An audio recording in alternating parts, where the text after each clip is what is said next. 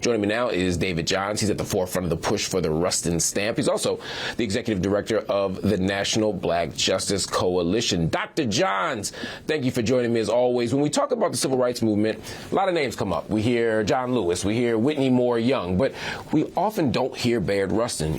Why? Well, we don't hear about him because the very things that made him a superhero, a genius, somebody committed to racial justice were weaponized against him. So as you mentioned, the fact that he was a, quote, homosexual at a time where that was illegal in many states throughout this country was weaponized against him, both internally within the civil rights movement and externally as well.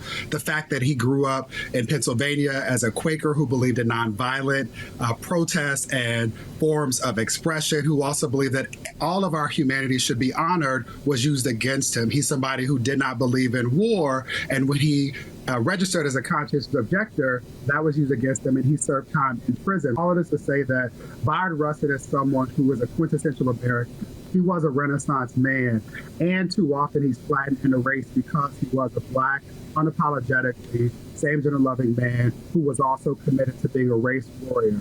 And it's important for all of us, not just Black folks, but for every American, to learn about his life and legacy and connect it to the protracted struggle for civil rights that we're engaged in today. Homophobia, as you allude to, is a key part of why we don't honor his legacy in the way that we should, in the way that he deserves. But it's still very prevalent now. He was, as you point out, an openly same-gender-loving man. I think that's the language he used. He managed to be at the forefront with other key civil rights leaders during this time.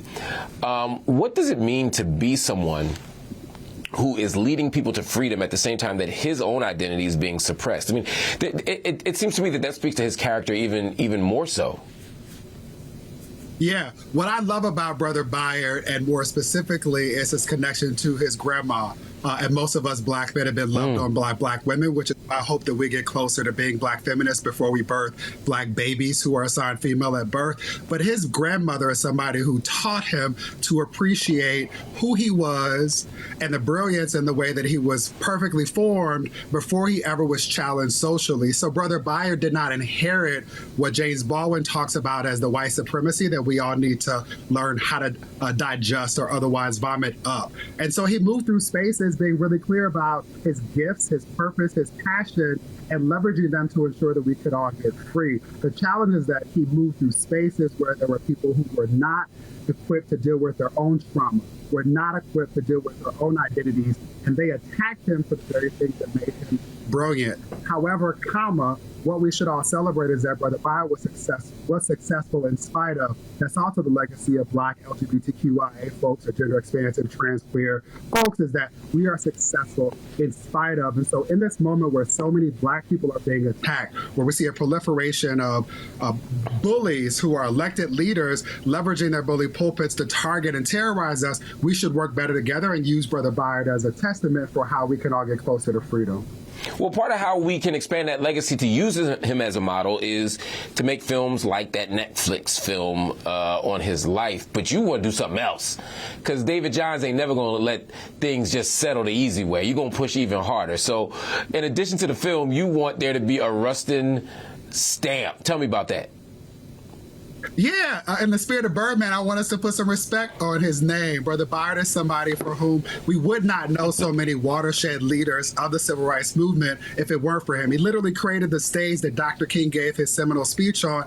And I want everybody to understand that beyond being someone who organized that march, he was a mentor, he was a speechwriter, he was a confidant. He is somebody who taught us nonviolent principles around civil organizing and protest that we still enact today. Our mutual sister, Tamika Mallory, Linda Sarsour, they used those very lessons that Bayard Rustin sharpened in India and throughout the world to create what we now know as nonviolent civil protest. And we need to acknowledge and give him his flowers. And so NBJC is really proud to be leading a 10-year long, decades-long campaign to ensure that he gets his flowers vis-a-vis a stamp. The U.S. Postal Service has a Forever Stamp series.